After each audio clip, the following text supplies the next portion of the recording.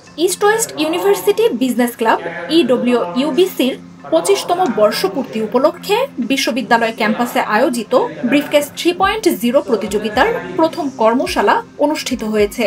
দেশের অন্যতম সেরা বিজনেস কেস স্টাডি প্রতিযোগিতা হিসেবে পরিচিত ইডব্লিউইউবিসি এর সিগনেচার ইভেন্ট এটি।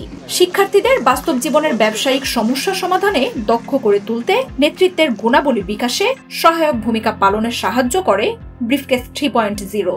এই আয়োজনে বিশেষ অবদান রেখেছে স্পন্সররাও। প্রতিযোগিতার টাইটেল স্পন্সর হিসেবে ছিল নিপ্পন পেইন্ট। এছাড়াও কো স্পন্সর হিসেবে স্পিড, পাওয়ার্ড বাই ইয়ামাহা এবং সহযোগিতায় ছিল মুন্নো সিরামিক্স।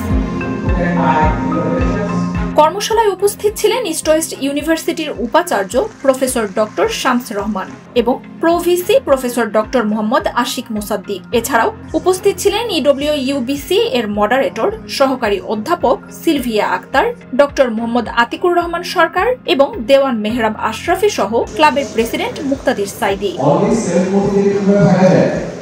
বিকেল 5টায় শুরু হওয়া আয়োজনটি ঘিরে অংশগ্রহণকারীদের মধ্যে ছিল তুমুল উত্তেজনা। প্রতিযোগিতায় অন্যতম আকর্ষণ ছিল 10 মিনিট স্কুলের প্রতিষ্ঠাতা আইমান সাদিকের উপস্থিতি। এছাড়াও স্পন্সরদের উদ্যোগে স্পিড এবং প্যারাগনের দুটি স্টলও ছিল প্রতিযোগীদের সহায়তায়। কর্মশালার শেষ পর্বে ছিল গ্রুপ ফটোশুটের আয়োজন।